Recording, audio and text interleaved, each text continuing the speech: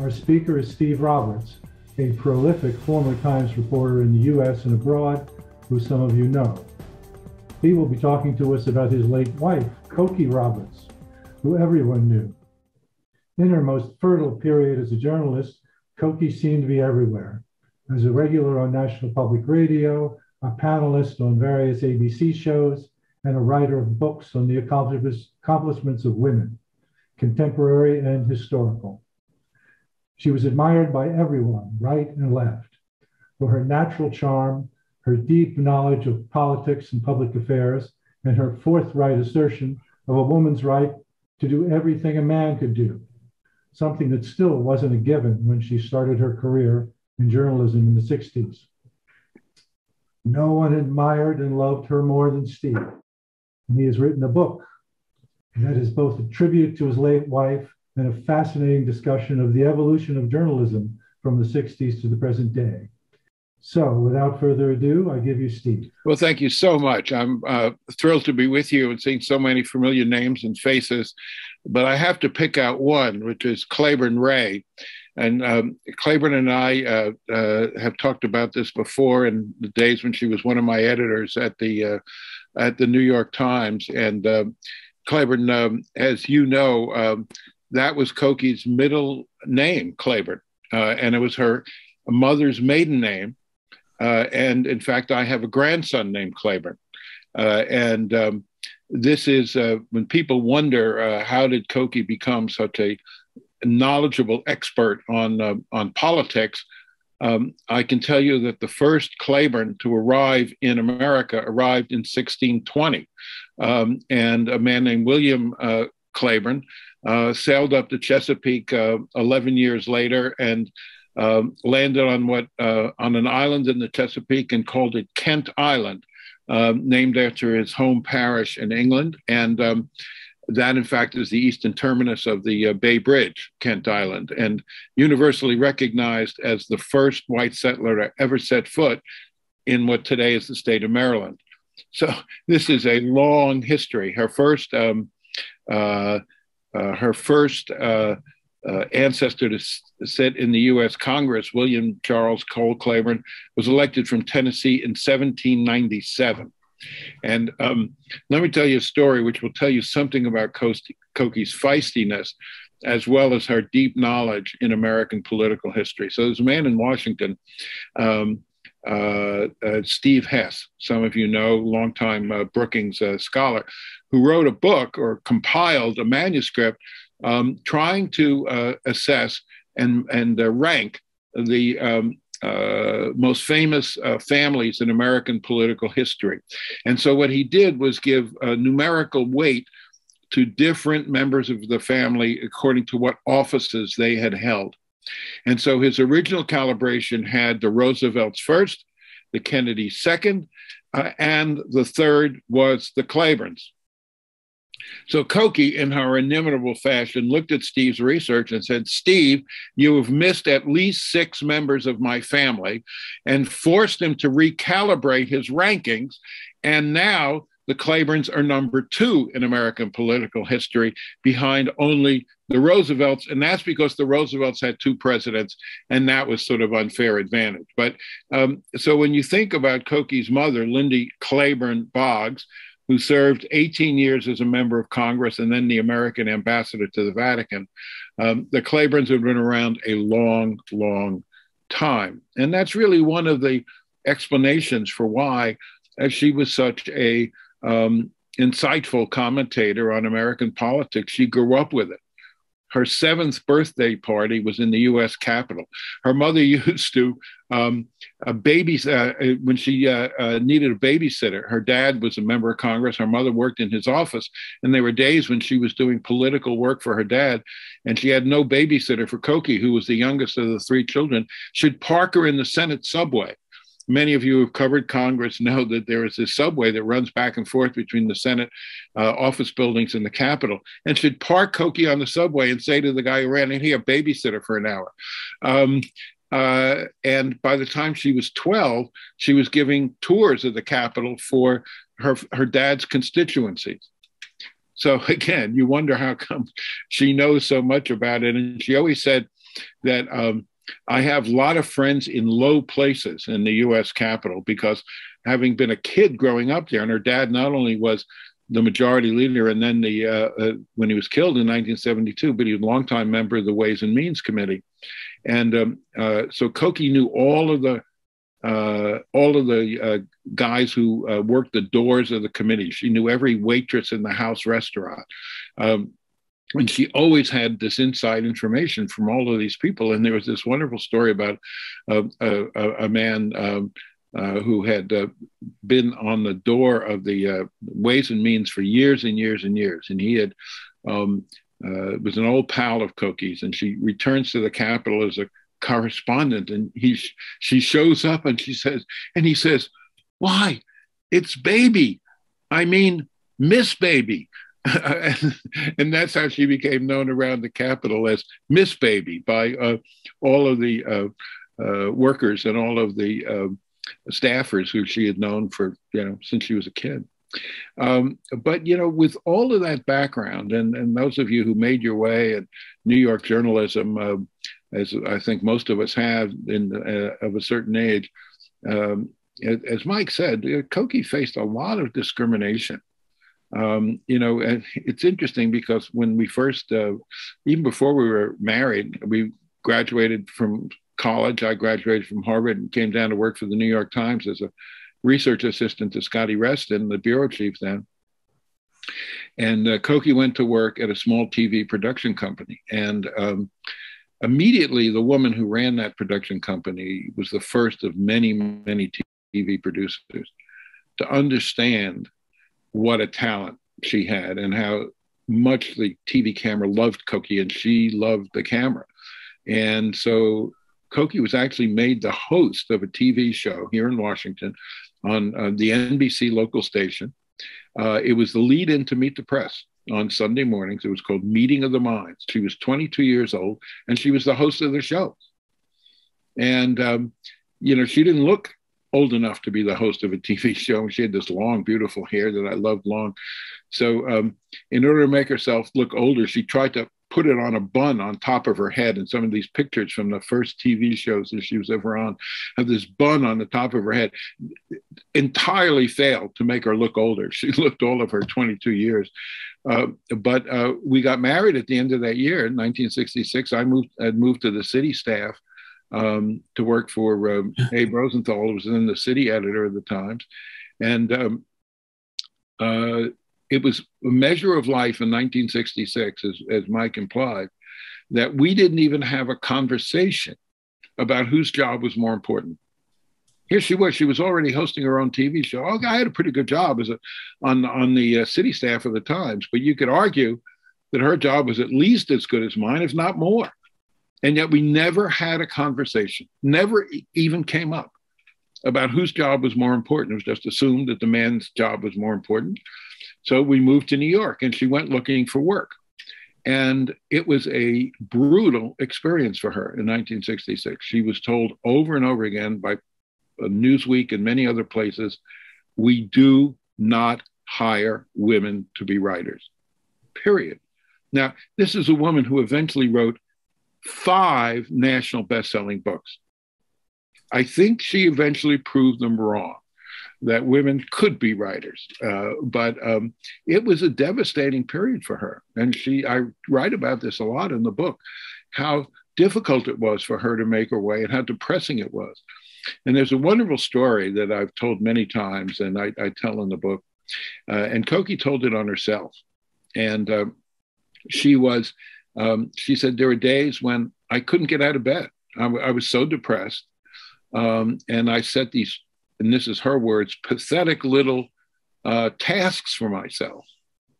And one day I decided what I had to do was return a wedding present to a fancy store on the east side of Manhattan called Jorg Jensen's. Now, it happens that this present had been given to us by Terry and Ann Smith. Terry, I know, very familiar figure to many of you. We had met, we were both working on the city staff of the Times. In fact, the first couple we had over for dinner on our little apartment on West 75th Street when we first married with Terry and Ann Smith, the first couple we had for dinner. And they had given us this very nice present, and Cokie was returning it to Jorgensen. But as she pointed out, she said, well, I was so depressed that I couldn't manage to get dressed. So I put my winter coat on. This was January. I put my winter coat on over my nightgown and went off to the east side to return the wedding present. And she's standing there on the line at the return counter, and right in front of her is Terry Smith.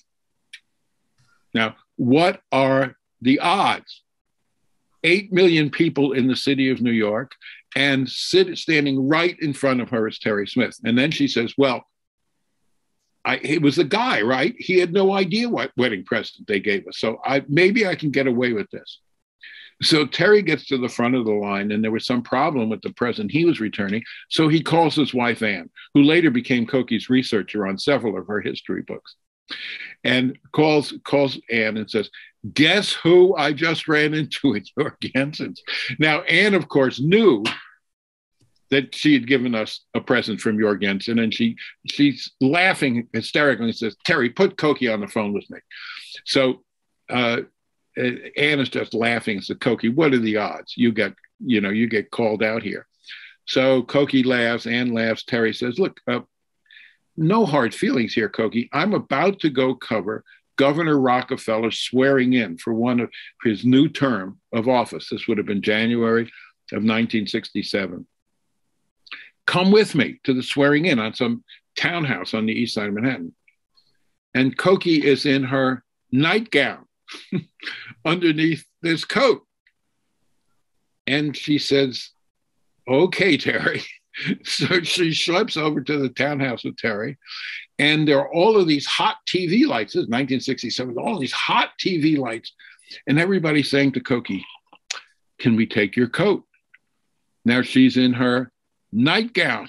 And so she keeps saying, no. And I can't mimic her very well, but she said, no, I'm from the South. I'm always cold. I'll keep my coat. So she goes through the whole ceremony with Terry. And then Terry at the end of it says, Cokie, no hard feelings. I'll take you to lunch. At that point, Cokie says, I had a fit of sanity and said, no, Terry, I'm not going to lunch in my nightgown. I'm going to go home. But the story is a funny one, but it's poignant too, because here's a woman of such enormous talent and such enormous promise, and was so badly treated. She often said, if I had a tape recorder and some of those meetings I had with editors at Newsweek and other places, I could have sued the shit out of them because the gender discrimination was so blatant, and they didn't even bother to cover it up. Eventually, though, she got a job at a small newsletter called the Insider's Newsletter. It was a Coles publication, and it was just, sort of a modern day version or an ancient version of something like Axios, just sort of small articles. And she'd gotten this job because she had a friend from Wellesley by the name of Nora Ephron. Some of you have heard of Nora Ephron. Nora Ephron, who at the time was a reporter for the New York Post before Nora became a famous movie writer and director. She was a journalist in New York, and at the time was a reporter for the New York Post. And so she helped Cokie get this job, and that was her first taste of journalism. And she loved it. But then I got transferred to California for the Times, and she had to pull up stakes again and move with me. She got a little job at a TV production company in LA. But, at this time, I was 1969 to 74 were the years I was a correspondent in LA. And it was the best assignment in the world. I mean, the world was just exploding. It was sex, drugs, and rock and roll in California. And it was a great story, as Alan Dodd Franks remembers. So I was getting all these offers to do magazine pieces, and I couldn't possibly do them all myself. So Cokie and I hit on a scheme where she would do the research, I would write them, she would edit them, and would have a double byline. And these were sort of her first published articles, were double bylines that we wrote in New York Times, Sunday Magazine, and several other places. And she herself described those years in California as a one-man journalism school. And so by the time we moved to Greece, again for the Times, she had some experience as a journalist, but she had never done a radio report in her life. And she connects with CBS. She couldn't produce TV shows in Greece. So we had this idea that if she was going to do some work in Greece while I was posted there, she could maybe hook on as a stringer. And I do not have to explain to this audience what a stringer means. Every other audience I have told this story to, I have to explain what a stringer means, but not to this audience. And so she hooks on, and CBS gives her a tape recorder. And she writes home to one of her friends, "They gave me a tape recorder. Maybe that's a sign I'll be a real journalist. And if I do well, they'll take me on." This is a quote from a letter she wrote home in these first weeks that we were in Greece. Anyway, we're there about, maybe 2 months. And she helps get our kids in school, and we find a house, and she cables CBS and says, "I'm ready to work." And no more than a few days later, there's a coup in Cyprus. And so every journalist in the Western world is heading for Cyprus, including CBS's main correspondent in Athens, a wonderful man named Dean Brayles, some of you may have known. And so eventually I fly to Cyprus, Dean does, and every other journalist from that part of the world. In fact, 2 other New York Times reporters wind up in Cyprus as well. Juan Dionis, who was the Beirut bureau chief, and Terry Smith, who was then the Jerusalem bureau chief. So, and then actually what originally happened, there was a coup. And then 2 days later, we get to Cyprus and the Turks invade to reverse the coup. Cokie's back in Athens. She gets a cable from CBS early in the morning saying, "The Turks have invaded Cyprus. Can you file in 30 minutes?" Now, this is a woman who was named one of the 50 most important broadcasters in the 20th century, right? And at that moment, she had never done a radio report in her life. So she figures out how to do it. In fact, we had friends who were staying with us in Athens, and she had broken her ankle, strained her ankle, and she was on a cane at the moment. And they tell the story of her appearing in their guest room in our house, waving her cane, saying, "The Turks have invaded. I must go file." And so she heads down to the Reuters office where I had made some connections, and she cobbles together a piece and files it. And 2 days later, the Greek government, the military government, falls as a result of all of the military activity in Cyprus. And she's virtually the only Western reporter left in Greece, because everybody else is in Cyprus, and all the airports are closed, and no one can get back into Athens, and all the borders are closed. And so she tells the story about she was in downtown Athens, and the word leaks out that the military government has fallen. This is after 8 years of military rule. And it was, at that moment, it was the biggest story in the world. It was that day, it was the biggest story in the world. And she was virtually the only Western reporter in the capital.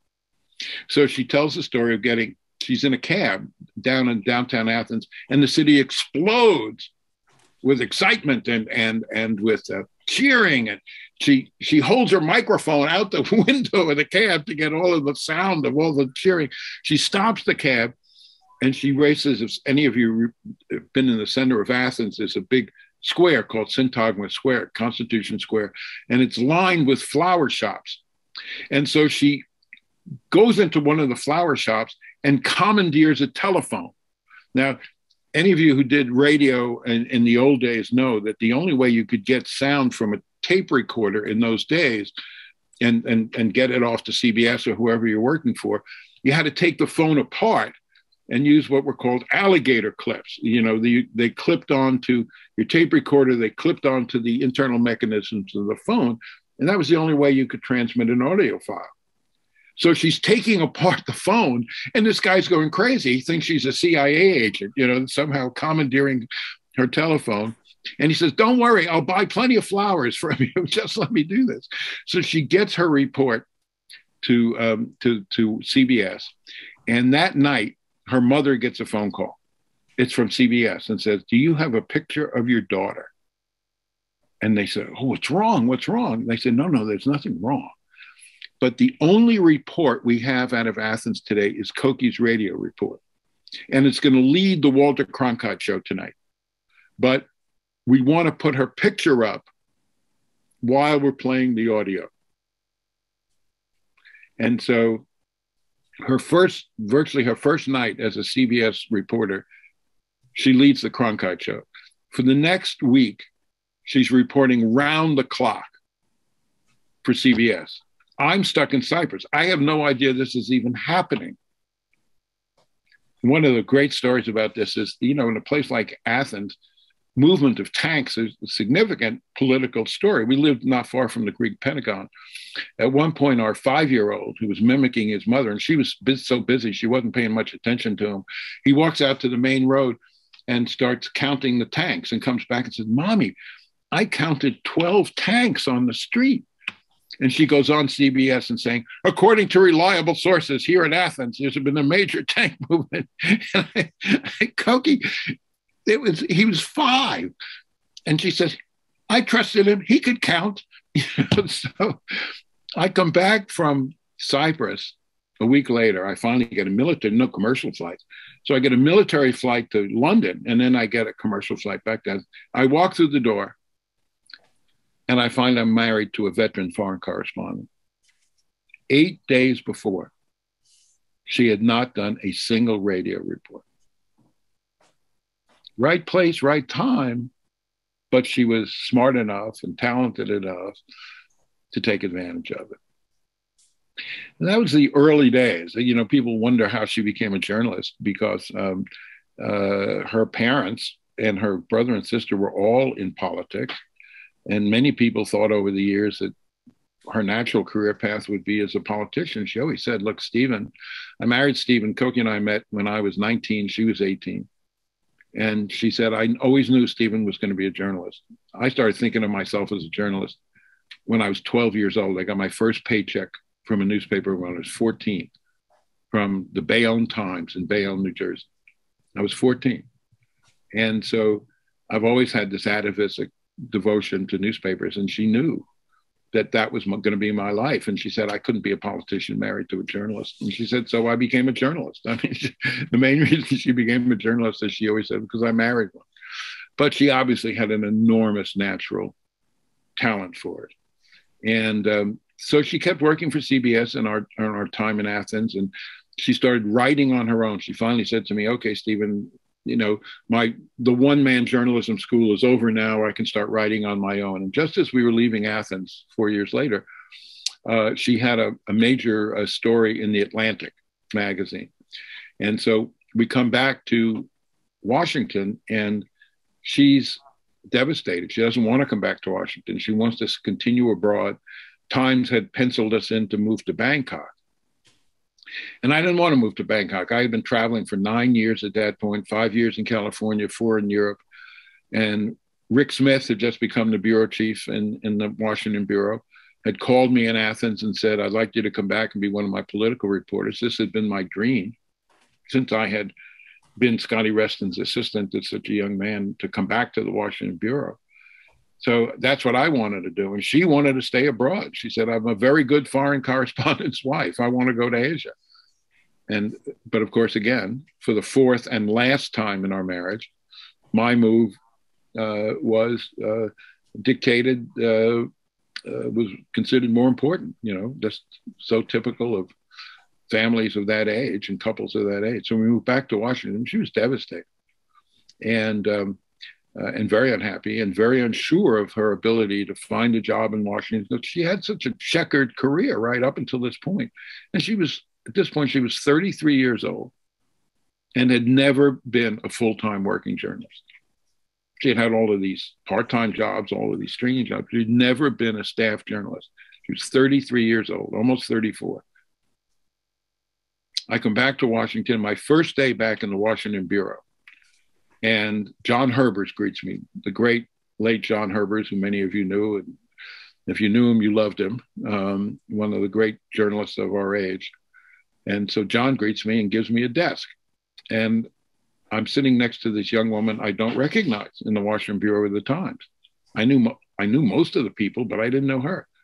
And I introduced myself, and I said, and she said, my name is Judy Miller. And so a name that many of us came to know somewhat infamously later. But I said, I don't recognize your name. Where did you used to work? And she said, National Public Radio. And I said to her, what's that? Because NPR had been in existence at that point for 6 years, but we had been in Europe for 4 of those years. So I didn't know what it was. And she started explaining to me what it was. And I instinctively said, wait, I've got a wife crying herself to sleep in Bethesda every night. In the same house I'm sitting with right now is her childhood home. Her family bought this house that I'm sitting in right now in 1952. And this was 1977. We had moved in with her mother.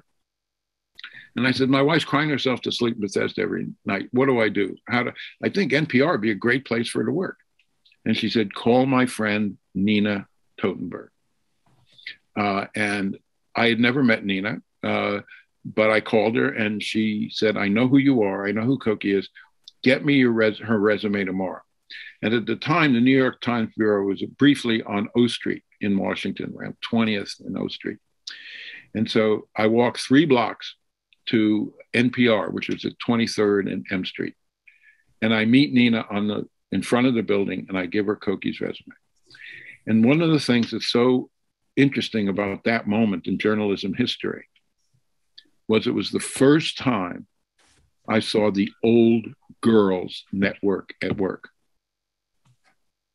NPR, New York Times had white guy White House correspondents for 100 years, right? I mean, the encrusted stereotypes and prejudices were deeply embedded in that organization, so many others. But NPR was new, and NPR was feisty, and NPR had given women a chance from the very beginning. The first great star of NPR was Susan Stamberg. And you had Nina, you had Linda Wertheimer already as major reporters. And so Nina was able to help Cokie get hired. And it was the first time that I saw women being able to help each other in the ways that men had always helped each other. And so with Nina's help and Linda's help, she gets hired at NPR. And in a way, the rest is history, but she was a rising star at NPR for the next 10 years. And as NPR grew in its reach and its popularity, she grew with it. But she had always had that ability on television. She was a great radio reporter, but there was, in addition to that, she had a special quality that you don't teach. I teach journalism today. I still do. I'm going to be teaching this afternoon. And there are some things you can teach, and there are some things you can't teach. And one of the things you cannot teach is presence on television, up beyond a certain point. And so she had been doing some television, and at that point, for PBS primarily. And at that point, ABC was under tremendous pressure to hire more women. Their Sunday show was dominated by 3 white guys, right? George Will, Sam Donaldson, and David Brinkley. And so there was a lot of pressure to put a woman on the Sunday show. And so one of the producers said, well, I've heard of this woman, Cokie Roberts, over at NPR. Why don't we try her out? So in October of 1987, she's invited to appear on the round table one Sunday morning as a one-off. Everybody knows it's an audition, but it's a one-off. There's no promises, no contracts, nothing.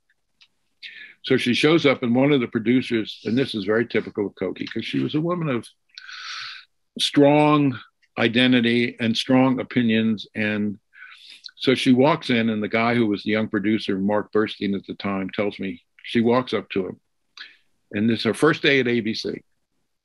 She knows it's an audition. She knows it's a tryout. She says to him, Mark, there are 3 things you need to know about me. I'm married to the same man for 20 years. I live in the house I grew up in, and I go to church every Sunday. And if you know those 3 things about me, we're going to get along fine. Mark said, in all the years I know you, Steve, the only thing that changed in those 3, in that whole introduction, was the number of years you were married, which eventually came to 53. Otherwise, it was all the same. That's who she was. That's who she always was. She never lost touch with her identity. She never changed in any significant way. Within weeks, ABC realized what a talent they had. And George Will, I quote him in the book, and I said, George, what was it like to have Cokie, on the round table? And he said, and this is George Will, not given to praise of anybody, right? And he says, Steve, it was like the varsity had arrived. Trailing such clouds, this is quoting George, clouds of authenticity in Washington knowledge. But her appeal was beyond her knowledge, which was extraordinary, right? You have your 7th birthday party in the Capitol, you know a lot about politics. Your father's a member. She's always said, Capitol is where my daddy worked, and that's how she grew up. But something else, though, that was very important. Yeah, there were people like Alan Frank who were taken with her beauty, and a lot of guys felt that way. But her real constituency were other women. And there was a woman named Linda Winslow, who was the producer of the NewsHour on PBS for many, many years. And Linda said, when Cokie started doing ABC, I started hearing from all of my women friends saying, I'm watching ABC now because of Cokie, because Cokie asks the questions I want asked. Cokie says the things I'm thinking. Cokie's the only person on TV who has lived the life I've lived, and reports and comments and analyzes from that perspective. And in many ways, that was one of the secrets of her success, was her connection at a time when there were still so few women in positions of any kind of visibility on television. Other women could see her authenticity, could see that, could sense a connection with her. And I think that helps explain a lot of her success. It was not just that she grew up in Congress. It was her identification with other women and her thoughtfulness about reflecting and expressing feelings women have had. And she always used to tell the story and she herself was very conscious of it. She used to tell the story about when she was covering Congress for NPR. And we covered the Congress together for many years. I was the New York Times correspondent on the Hill for 6 years, most of 8 years, actually, from 78 to 86. And Cokie covered for NPR. We covered the same beats. We commuted together. We had lunch together. We went to the same press conferences. But she used to tell the story about covering a big budget summit meeting. And all of these congressmen had gone out to Andrews Air Force Base to have some privacy, and they come out and have one of this big press conference announcing what was in this budget. It was during the Bush years. And so, as Cokie used to say, the big issue for all the guys is the MX missile in the budget. And everybody's saying, is the MX missile still in the budget? And Cokie breaks through and says, excuse me, but is funding for mammograms still in the budget? And that was very emblematic of an important dimension of her role as a reporter, that she asked those questions. And she was the only one who cared about whether mammograms were, well, not the only one, but she was one of the few women in the press corps. And she made sure that she asked that question. So that point of view, that set of interests was visible. So it was it was quite a beginning to her career, and then of course she started writing books. And one of the reasons why she started writing history books was because in her early years she had seen her mother Her dad, as I say, was a senior member of Congress, would have been Speaker if he had lived, because Tip O'Neill was his assistant, was second to Hale when Hale was killed in 1972. But she had seen her mother as this very vibrant and important figure in Washington, as an advisor and confidant, not only to her father, but to other men around Washington. Lindy Boggs was the chairman of both John F. Kennedy's and Lyndon Johnson's inaugural balls in 1960 and 1964. During the 64 campaign, she organized and was the chief organizer of the Lady Bird Special, where she and Hale and other Southerners whistle stopped through the South, promoting the Johnson Humphrey ticket in 64. And so she was a major figure. And so were her great pals, Lady Bird Johnson, Pauline Gore, Betty Ford.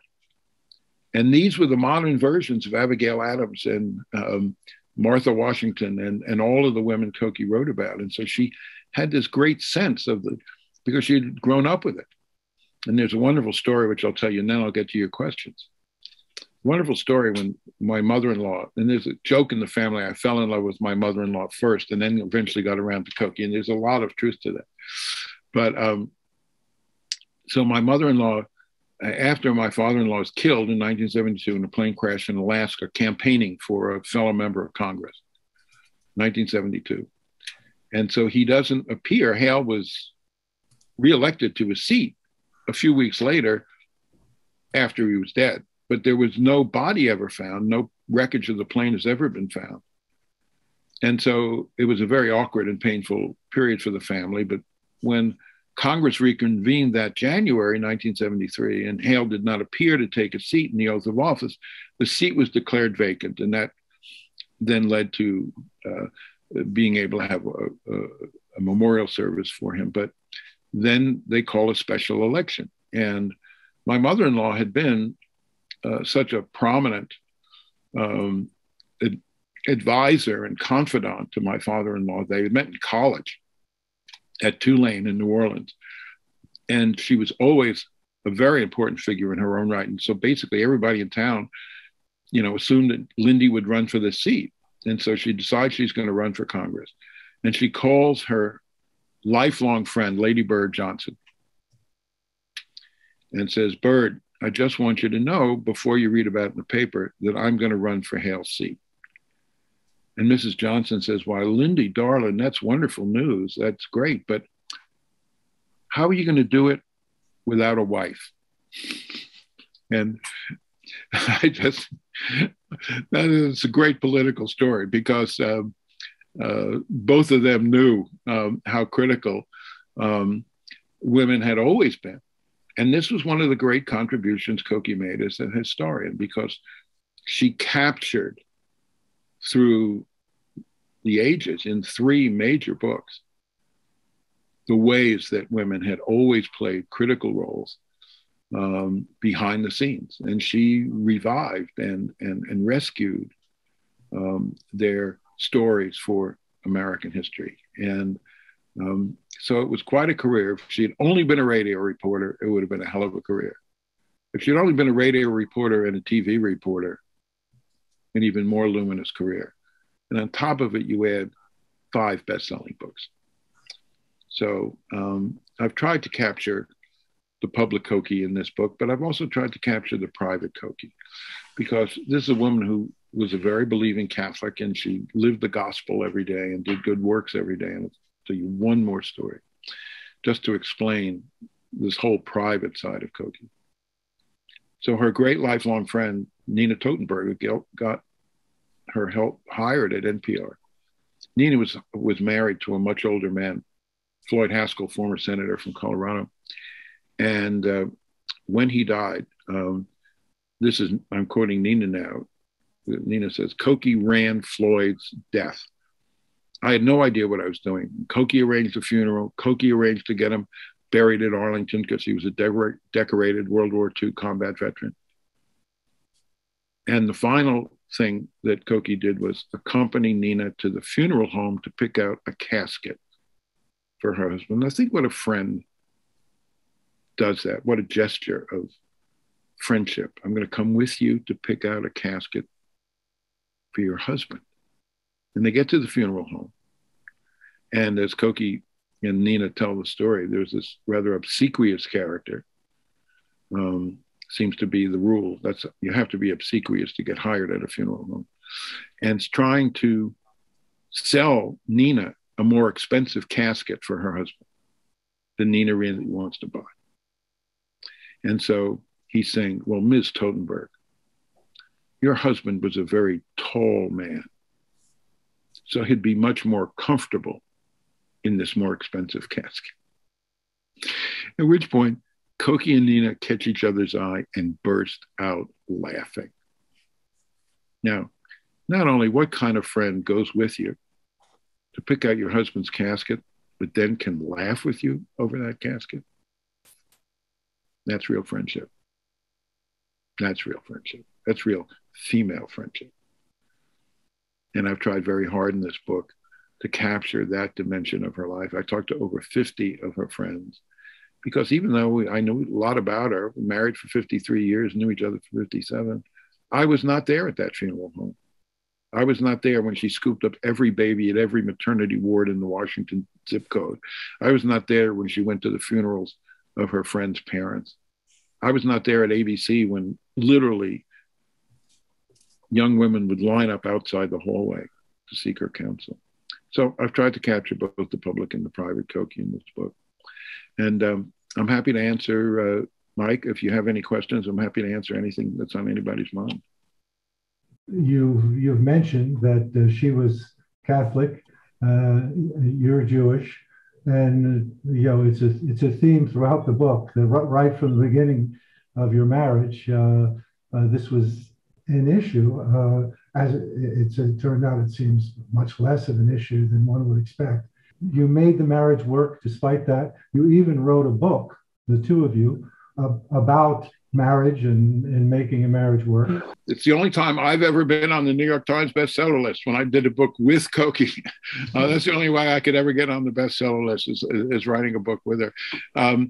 It's called From This Day Forward. It's about our interfaith marriage, but I actually wrote a second book, a Haggadah, a Passover Haggadah for interfaith families, which we also wrote together.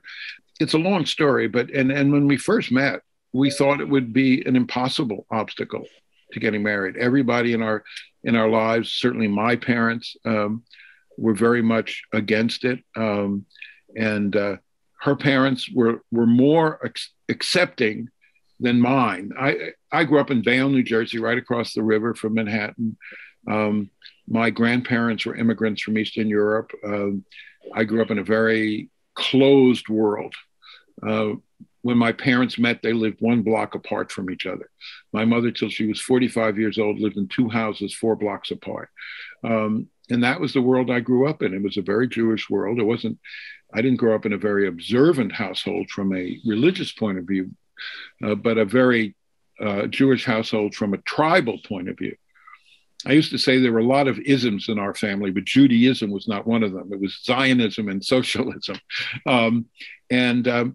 But I had a very strong sense of identification. And in the end, Mike, that's what we discovered. And that's what we realized, that the labels people were trying to apply to us, the stereotypes people were assuming divided us, actually in many ways brought us together, because we were both very traditional people. We were both very loyal to our tribes and our traditions and our families. And in some ways, that became the meeting point. You know, one word that we never spoke to each other in 53 years of marriage was conversion.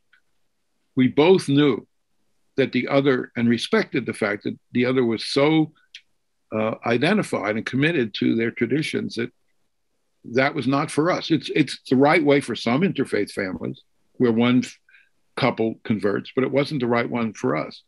And so in the end, we realized that we shared far more values than, it took a long time. It took 4 years.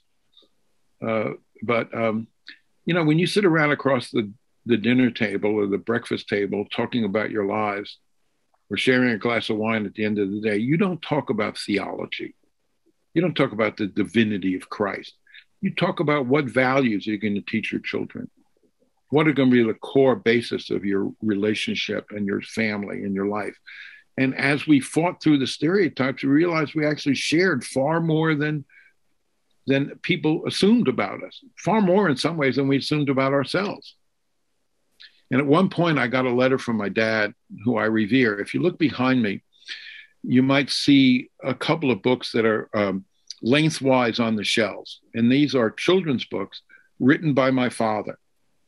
My father wrote 10 children's books, and I keep them right behind me in case I ever forget my heritage and my lineage, which I am not going to forget. But I want my father's books there right behind me every day when I sit here writing. And so he was a deeply important figure. He was my first editor, more than anybody, the possible exception of Scotty Reston, who made me, the writer I became.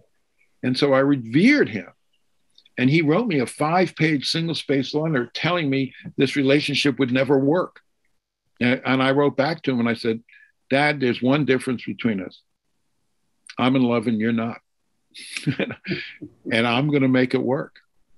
And so at one point, just before we got married, my father finally, you can imagine, Cokie decided to launch a charm offensive against my father, along with her mother, Lindy Boggs. I mean, that poor guy had no chance. And when they set their mind to it. And so just before we got married, my father came to me and said, Stephen, it would be so much easier to oppose this marriage if it wasn't so obvious she's the perfect girl for you. Then I knew it was going to be okay, Mike. And eventually, as you write in the book, she was able to put together an excellent Seder. Oh yeah, and she put together a Haggadah in the first years of our marriage, which we used for many, many years in our family Passovers, and which every year sort of got larger and larger as friends, heard about them. And then many years later, the people in the Jewish book world heard that we had this Haggadah that Cokie had written as a very young woman, and they asked us if we would publish it. And we thought this was a good idea. Publish it specifically as a Haggadah aimed at interfaith families. And so I pick it up and I start looking at it, and I think, well, it could use some editing, it could use some freshening. And Cokie comes to me and says, you can't change a word. This is sacred text. Now, I didn't stay happily married for 53 years by ignoring Cokie Roberts when she was that determined. Yes, dear. Whatever you say, dear. And then she starts editing the text. And I said to her, Cokie, you told me this was sacred text. I couldn't change a word. And she said, that's right, Stephen. I told you you couldn't change a word. But because I wrote it, I get to change it. We came to a working detente and eventually did publish it. It's called Our Haggadah. It was a great labor of love. She embraced my Judaism joyfully and very enthusiastically, to the point where she spoke so often at Jewish events and was so popular at Jewish events, she was made a life member of Hadassah. Now, I think I can say without fear of contradiction that she is the only daughter of an ambassador to the Vatican who both co-wrote a Haggadah and became a life member of Hadassah. I think I can say that she was the only one who had that particular background. Steve comes on my show every Monday, so good to see you, Steve. I'm curious, Steve, cool. What did you guys make of the election of Ronald Reagan in 1980, where everything just sort of shifted? I think as the years went by, we changed our view of Reagan and saw that he had gifts and as a leader that we had undervalued when he was a candidate, and saw the strengths of it. Toward the end of his presidency, when I was the White House correspondent, he was giving all these exit interviews. And he said something one day, someone asked him, well, what was it like being an actor in the White House? And Reagan said one of the most interesting things I ever heard him say. He said, you know, after you've been president for 8 years, I wonder how you could be president if you'd not been an actor. And I came to understand his mastery, particularly of television, as an essential dimension of leadership. You know, and I think a lot of us dismissed him as a mere actor in the beginning, and then came to see how vital that skill set was to effective leadership, particularly in the modern age. He did change the whole idea of America and going away from the Lyndon Johnson welfare state into capitalism in a way. And is that a good thing at the end? I do think he had a profound impact. Look, it wasn't that many years later where Bill Clinton announced the era of big government is over, right? And that was a direct descendant of Ronald Reagan. Now, I think there are many ways in which Reaganism got distorted, and I still think that there are, but even Reagan today, you know, it's very interesting, Michael, even Reagan today would be a much more pragmatic figure, was a much more pragmatic figure yep. Than he's given credit for. And there were two examples of that. One was immigration. The last major immigration reform bill that legalized 3 million undocumented Americans was the Simpson-Mazzoli bill. Simpson, a Republican from Wyoming, Mazzoli, a Democrat from Kentucky, signed by Ronald Reagan in 1986. Yeah. And he was also much more amenable to pro-choice on abortion, given his background in Hollywood. Yep. He was, in many ways, he was a true libertarian, or had a libertarian elements, which in those years, again, there's a much longer conversation, but particularly on social issues like abortion and gay rights, I bet Ronald Reagan would have been strongly for gay marriage. He knew everybody in Hollywood who was gay. He knew of them all. Rock Hudson was his closest friend. If you grow up in Hollywood, you know, work in Hollywood, you know, it's unavoidable.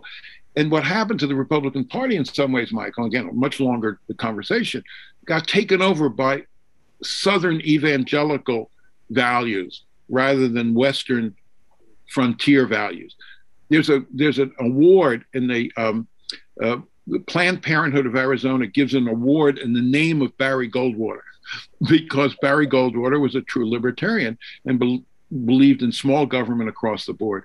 In many ways, I think Ronald Reagan's Republican Party has been taken over by a lot more sort of religious-inspired evangelical ideas. But the bottom line to your question, I think Cokie and I both came to see this was a man who had far more gifts and far more value as a leader than we thought at the time. I once had the great pleasure of being a stringer for the New York Times when I was at the Anchorage, Alaska Daily News for one Steve Roberts in LA and Wally Turner in San Francisco, and happened to be the last reporter to talk to Hale Boggs before he disappeared on a plane with Congressman Nick Begich.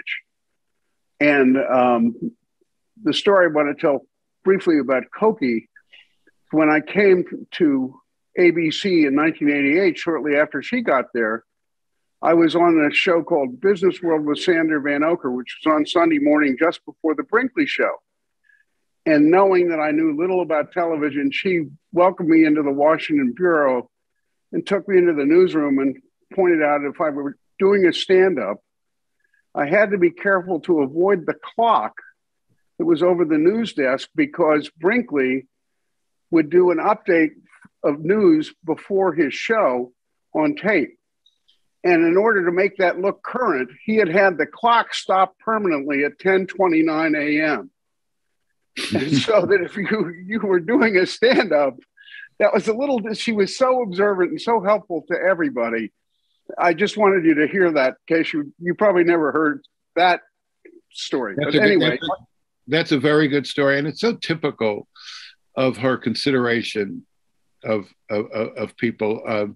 There's a woman named Jane Ayler, who you may remember, Alan, who was Robin Sproul's deputy as bureau chief for many years at ABC. And Jane tells the story of how she had lost a younger brother who had died, and she was just devastated. And she came back to work after a week or two. And she's her first morning back, and Cokie appears in the doorway of her office, closes the door and says, "Jane, talk to me." And Jane just breaks down sobbing for an hour, pouring out her grief and her shock.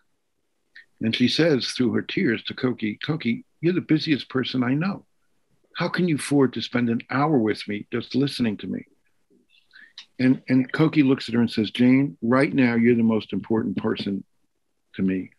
And I'm going to spend this hour with you because it's the most important thing I can do." And that's how she lived her life. People say, how could she fit everything in? She did it by making it a priority to care about people like you and Jane Ayler. Yeah, she was great. I can't wait to read the book. The question I wanted to ask you, though, I was always sort of afraid to ask her this because I wasn't reporting it. Was she satisfied with the way the government investigated the missing flight with her father on it? This, like Michael's question, is a very big question, and most people don't have the background here, Alan. But what happened was that her dad was flying from Anchorage to Juneau, I think. Juneau. With this man, Nick Begich, who was a freshman member of Congress, and the plane went down. And there were all of these conspiracy theories over many years. Some of them had to do with the fact that Hale had been a member of the Warren Commission and had some doubts about some of the theories of the Warren Commission. Some of the conspiracy theories had to do with Begich himself, whose widow then married, if I remember the story correctly, married a gangster. And so there were, but the fact that the plane was never found, and this is classic conspiracy, fertile territory, right? And I think in the end, she did not share a lot of those conspiracy theories. Her brother was more interested in them, but she rejected them, and she never really got involved in them. It was such a painful episode in her life. You know, our kids were 2 and 4 years old when he was killed, and it was one of the great sources of grief to her whole life that her father never lived to see her children. And that she just couldn't bring herself to engage in the conspiracy theory. She used to say, against all rationality, we moved into this house. As I said, her parents lived in this house for 25 years. When her father was killed, he was living in this house. Their bedroom was right there, you know, right next to where I'm sitting right now. And we bought it from her mother in 1977. But Cokie used to say, you know, for years I had this totally irrational idea that my father was somehow alive and that he would come back, and that I couldn't bring myself to change the wallpaper in the kitchen because I kept thinking, well, if he comes back and he sees the wallpaper and it's been changed, he'll think strangers are living in the house. And I think, imagine, you know, all of us who've gone through grief, and that's all of us because it's the most elemental of human rituals and emotions, have these irrational fears and irrational moments of seeing a loved one who's been gone for years, or picking up the phone to call someone who's already gone. We've all gone through that. And it was so painful, the loss of her dad so tragically and so young, 58 years old. She just, I don't think, let herself go in that direction. Going back to politics, Michael asked you about Reagan. What about Trump? Cokie was still alive when Trump. The other day, and more generally about the dysfunction in Congress, which both of you covered for a long time. Well, look, Trump is fascinating. I found a photograph just the other day of Cokie with a young Donald Trump, and Trump inscribes it in one of his gold Sharpies, saying, you know, great being with you or something. But when Cokie died, Cokie was quite harsh on Trump. She had asked him some very tough questions, and she had one particular interchange with him on a Morning Joe that he did not like, and so when she died, the day she died, a reporter asked Trump, "Well, what's your reaction to Cokie's death?" And his reaction was, "She was never nice to me." I mean, absolutely classic Trump, right? Making it all about him. But I think Cokie would have put that embroidered it on a poster and put it over her desk saying, "Trump says I was never nice to him." Right. I think she would have worn that as a badge of honor. Not because she was a partisan, because she was not. I mean, there were many Democrats, she was very hard on Bill Clinton, in part because she could be kind of judgmental. And she felt Clinton's treatment of Hillary and other women was scandalous, and she always resented him for it. So she could be very hard on Democrats, but she despised Donald Trump because he broke the code. I mean, or violated the code is a better way to put it. And this is a code that she believed in very strongly, growing up here, as she did, from 8 years old, right, in this house that I'm in. Our next door neighbor, right next door, was a man named Ab Herman, who was a major figure in the Republican Party. His daughter, who Cokie would babysit for Joanne, their daughter, Joanne Herman, under her married name, Joanne Emerson, became a Republican member of Congress from Missouri. And that was the world Cokie grew up in. One of her best childhood friends was Libby Miller, whose father was Bill Miller, who had run as Barry Goldwater's running mate in 1964. And they grow up. She grew up in Washington where so many of these families knew each other.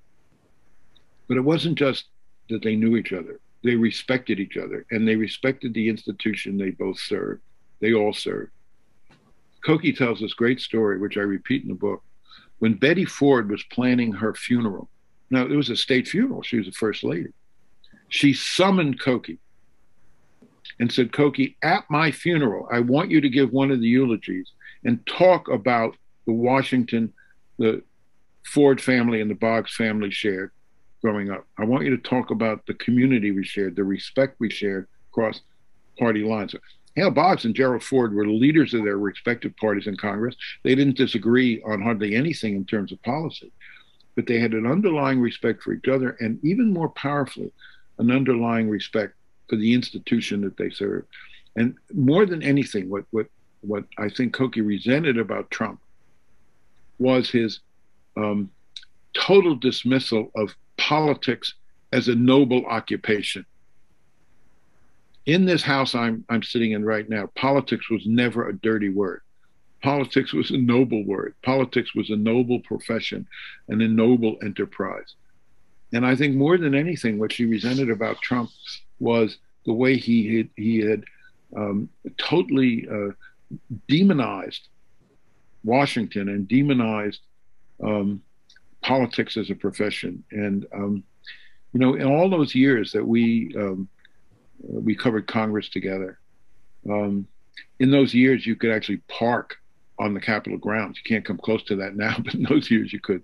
And I can't tell you how many evenings we would be leaving, and after a day of covering Congress, and particularly if it was by this time night and the Capitol was all lit up. And after all of those years, Cokie would look up at the Capitol and say, "Isn't that beautiful?" And it wasn't just about the visual impact of the Capitol. It was about the values that she felt were enshrined in that building. And I know that sounds sappy and sentimental, but she was really sappy and sentimental about that. And nothing would have wounded her more deeply than January 6th. And Trump's total and complete disdain for the business that went on in that building. Noteworthy that there's very little Louisiana in the book. How much time did she ever spend in her parents' home district? Well, they moved here full time when she was 8 years old. Yeah. Her dad ran for governor of Louisiana in 1951 when Cokie was 7. Right. And he lost. Now, many of you know Louisiana is like New Jersey and Virginia. They're off-year elections for governor. And so he could run for governor without giving up his House seat. He didn't want to run for governor, but he was very much part of a reform movement that had was born as an anti-Huey Long, Earl Long reform movement. He didn't want to run. He came in third. And once that happened, the family said, well, look, our life is going to be in Washington. We want to put our kids in school full-time in Washington. So from the time she was 8, she grew up here. She went to school full-time here. She always went back to Louisiana and had deep affection for the city, but it played a fairly small role in her adult life, except for her cooking when she was a great Louisiana cook. And her jambalaya and red beans and rice were both superb. That was maybe the single most tangible way her Louisiana heritage showed itself. Gumbo? Did she do a gumbo? She sure did. Steve, there's a lot of talk now bubbling up in the New York Times. I see you. And there's this woman who's written a book about how the Civil War begins.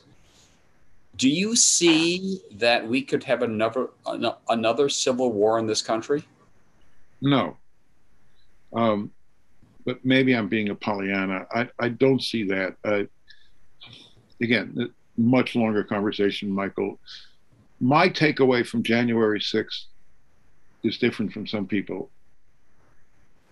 I don't take away that democracy was almost destroyed on January 6th. I take away that democracy survived on January 6th. I take away from January 6th a message of the strength of the system, not its weakness. And I believe the system is strong, and I believe that there will always be independent people of goodwill in both parties, whether they're judges appointed by Donald Trump or election officials, who will still believe in the Constitution. Look, Mike Pence, that day embraced the Constitution. Yep. And 100%. He said, this is my role. And that's true conservatism, Michael. In many ways, Trumpism is not conservative at all. It's radical. That day of January 6th, who was the true conservative that day? Was it Donald Trump or was it Mike Pence? It was Mike Pence who was the true conservative. It was Mike Pence who said, this is what our tradition mandates me to do. And I believe there are enough true conservatives in this country. Let's put the liberals aside. I think there are enough true conservatives in this country who will stand up for the Constitution in the face of any attempt by Trump and Trumpism to undermine. I don't know. I mean, Steve, I'm a libertarian, I know you are, Michael. I know. So's my son. So's my son and several of my grandchildren. I have a grandchild who formed the liberal club, the conservative club, created a conservative club at his high school. Love it. Wow. There were a couple of questions in the chat, Michael, and I think a couple of people raised. Yeah, I think we've covered them. Bill Deal remembers Marlene Sanders of ABC. I don't know whether you folks knew her. There were a couple of real pioneers, Marlene Sanders, Barbara Walters, of course. Mm-hmm. But they were outliers. It was really, Cokie was the first of a generation of women who came in to the news business. Even when I was a young kid in the newsroom in New York, there was Edith Evans Asbury. There were always a few women pioneers, but it was only, the next generation where they came in any numbers. And as I said earlier, what happened was, I think a lot of them had a great sense of sisterhood and a great sense of obligation to help other women. Not all of them, but I remember talking to David Weston, who was head of ABC News during a big part of Cokie's tenure there. And he said, Cokie would march into my office, and this is a direct quote, bust my chops for not putting enough women on the air. And she was particularly furious about Martha Raddatz, who had gotten hired by ABC from National Public Radio Then Peter Jennings and the producer at the time, Paul Friedman, would not put her on the air. They just flat out would not put her on the air. They didn't think she was attractive enough. They hit on a scheme with Cokie and Martha and other women, and so Martha would work for the Sunday show. She worked for Nightline, and she worked her way around Peter Jennings. And of course, today she's one of the major figures at ABC and co-host of the Sunday show that Cokie was on all those years. But she said, if it wasn't for Cokie, I would have been driven out of ABC. In those early years, it was so inhospitable to women. Terry Ann Thompson asks about your tenure at U.S. News and working for Mort Zuckerman, and whether you have anything to say about that. I had 7 very happy years and 1 really bad day. I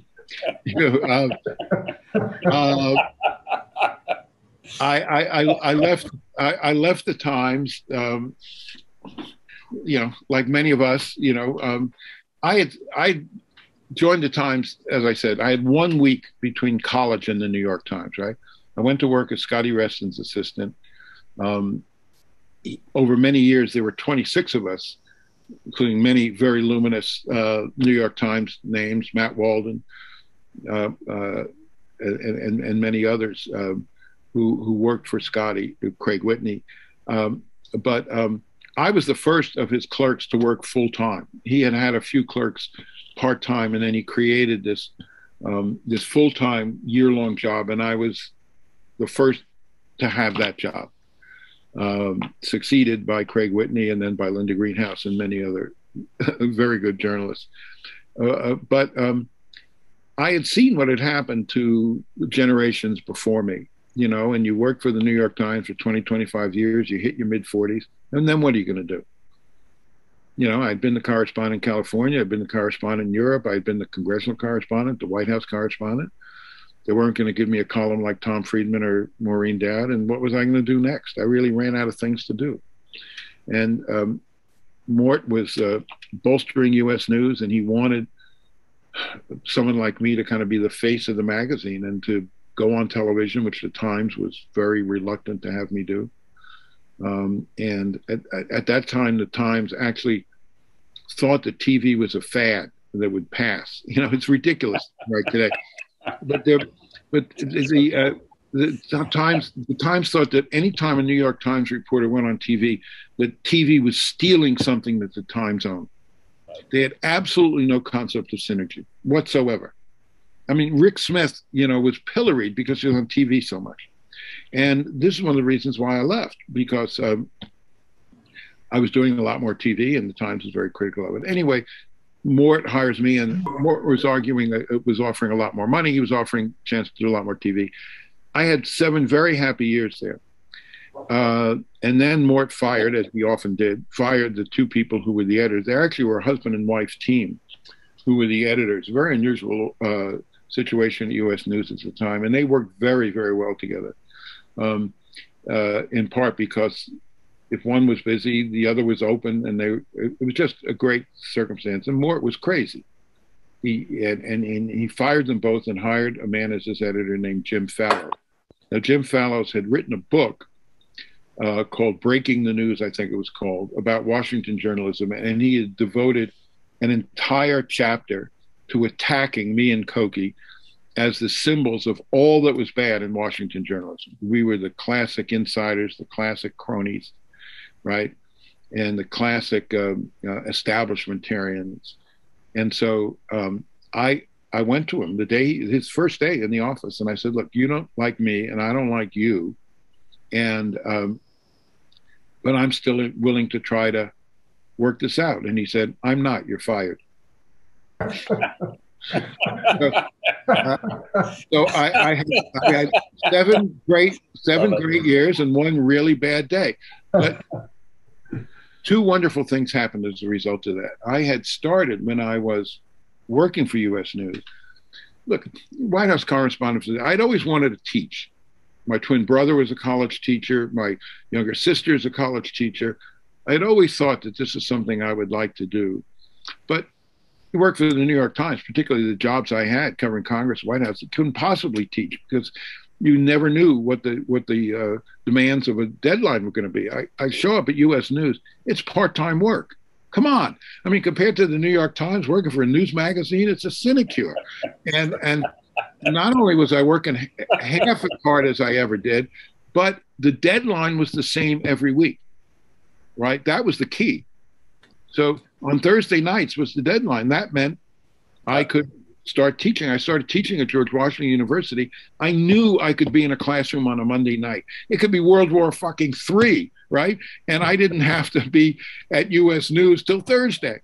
And so I started teaching one class at George Washington University as a result of the fact that and a number of other of my friends at U.S. News did the same thing for the same reasons.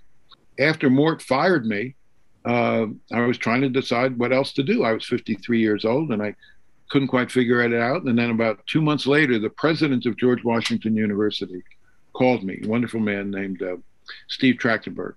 And he called me and he whispered the two magic words, endowed chair. And so I started teaching full-time at GW. And I still am. In fact, I've just signed up for another 5 years. So in many ways, sometimes when something like that happens, it kicks you out of your rut and it forces you to rethink your career trajectory. And it certainly happened with me. The other thing that was so wonderful about this is that the Wall Street Journal was preparing a big piece about Fallows taking over the magazine and its new direction. And so they wound up using his firing of me as the anecdote that led the story on page 1 of the Wall Street Journal. So not only did I get fired, but I got fired on the first front page of the Wall Street Journal, which turned out to be an ad for people, started calling me and offering me all of these gigs. So in the end, it worked out pretty well. Hey, Steve, can I ask one question, though? When I was a kid growing up, John McLaughlin. You were never a kid. I was a kid, yeah. John McLaughlin, remember that round table that he had? I do. How did he change the perception of politics with that whole McLaughlin round table? Not for the better. Well, in my view. Right. Because it started, I mean, it's, again, a very long conversation, but I think he started changing the idea of journalists from informers to entertainers. Exactly. Yep. And I think that's why I said it was not a positive contribution. I think there was more and more this notion of if you're going to be on television, you had to be outrageous, you had to oversimplify things, you had to be, and this is long before Twitter, right? But it was kind of the same idea that's how you got noticed in this medium. And I myself, I'm not on the McLaughlin group, but at one point I was doing a lot of television.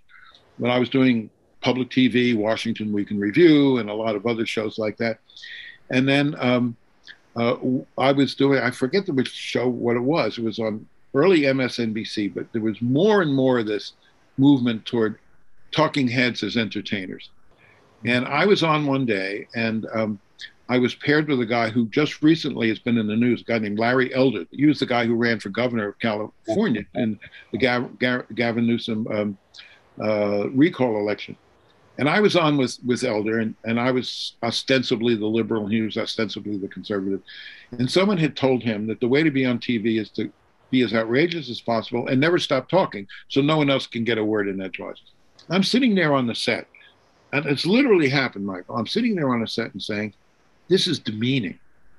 This is not who I am. I don't do this. I don't play this game. For better or worse, I'm an old New York Times guy. That's what I do. And I almost took off my microphone and walked off the set. And I was a coward. I said, I don't want the tourist that comes with that. So I didn't do it. But the segment was over. I took my mic off. I said to the producer, don't bother ever asking me back again. Look, there are many reasons for this, Michael, but I think McLaughlin helped grease the way toward this notion that if you're going to be on TV, you got to be a performer. But Steve, I have to say, though, as a kid growing up and wanting to be a reporter, I thought people like Jack Germán and Bob Novak when they were emptying their reporters' notebooks in front of McLaughlin, it felt real to me. That dimension of it was useful. That dimension of it was useful. But there was this other side to it. Look, I ran into this more than once because I was on the CNN roundtable on Sunday. In the years when Cokie was doing ABC, I was doing CNN every Sunday. It worked out very well because we both had to work on Sunday mornings. And but I remember I came in one Sunday and they said, "This is your last Sunday on the roundtable." And I said, "Whoa, WTF? What are you talking about?" And they said, "No, we're going to replace you with people who basically going to yell at each other." Yeah, well, yeah. I mean, this is sort of there was a brief period when CNN kind of lost its mind and lost its identity. And they said, "Look, if you're comfortable doing that, we're happy to keep you on the show, but we don't think you are." And I said, "You're fucking A right, I'm not," or words to that effect. And I was off the show. And they replaced us with people who yelled at each other. So no, but I would say only, Steve, though, the best of McLaughlin was with Novak and Germond and the other ones. They were sensible people who had a sense of humor. And what I loved about it as a kid trying to be a reporter was you're looking at how these guys really work. And that was okay. Fair enough. Yeah, but Mike, Jack Germond hated every minute of it. He used to tell me that all the time. He was my editor at the Washington Star. He put up with it for a while because McLaughlin was entertaining enough, but then he got sick of being the punching bag and being turned into a clown. Well, you know, look, again, this is a long, and I have many good friends, we all do, who still do TV punditry and keep their credibility and keep their integrity. I'm not saying that's not true, and I agree with your point, but I do think a lot of what has happened is that people get hired because, you know, they're edgy, and it's the Twitterization of television discourse, and it's the same. You know, that's the way you get noticed. But again, that's a long conversation. Thank you very much for spending so much time with us.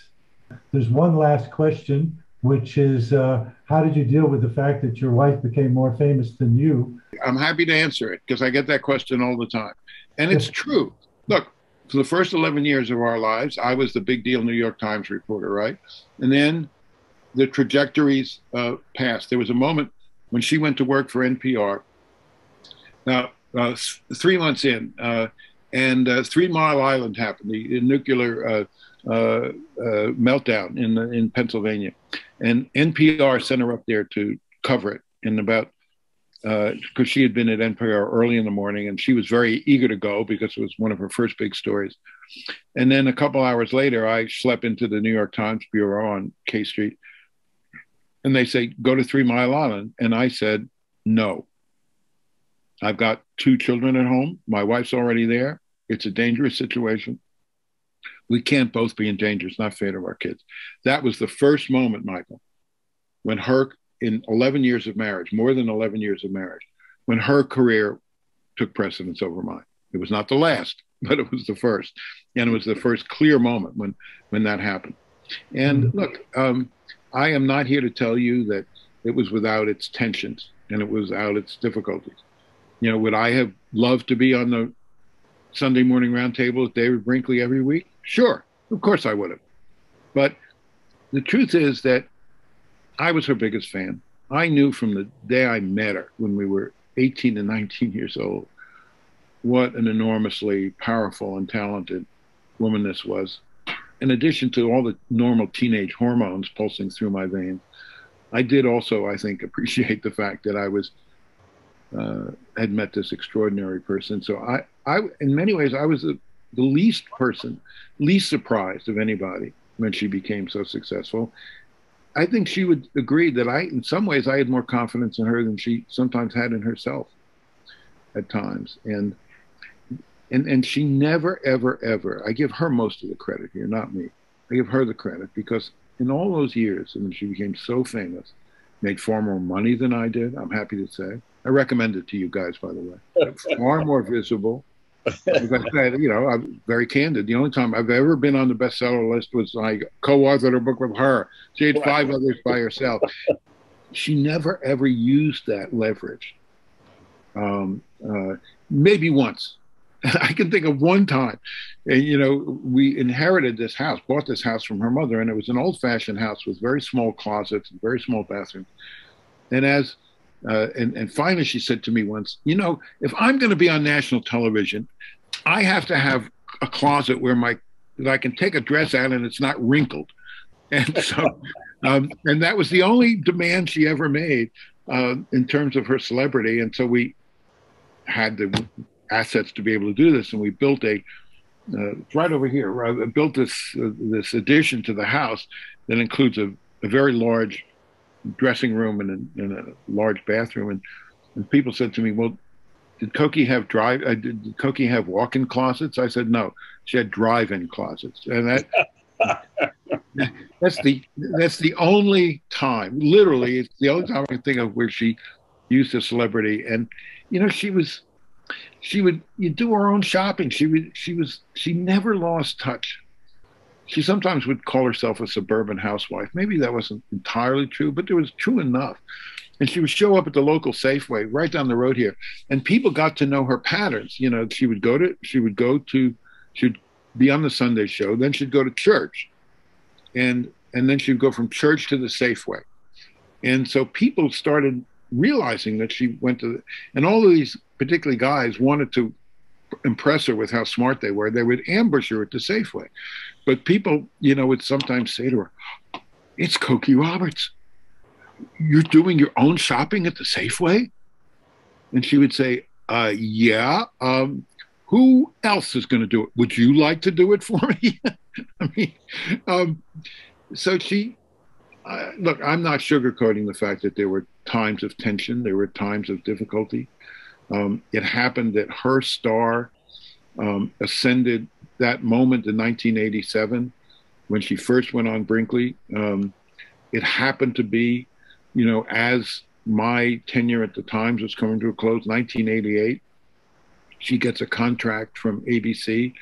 And then within a few months, I left the Times. That was a period of a lot of tension and a lot of turmoil in our relationship. And we had to recalibrate a lot of things because we struggled very young with dealing with such a major issue between us, the interfaith relationship.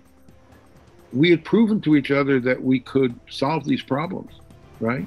I mean, we had a track record here. We had confidence. So many young couples, when they hit difficulties, don't have the confidence to believe that you can get through it. But we had done it. Yeah. And we wanted to do it. Bottom line here is Cokie's favorite phrase. She used it constantly. I quote it many times in the book. She said, we were crazy nuts about each other. And when you feel that way, you have a reason to try to make it work. And that's what we tried to do. Steve, again, thank you very much. My pleasure. Thank you, friends. Bye-bye.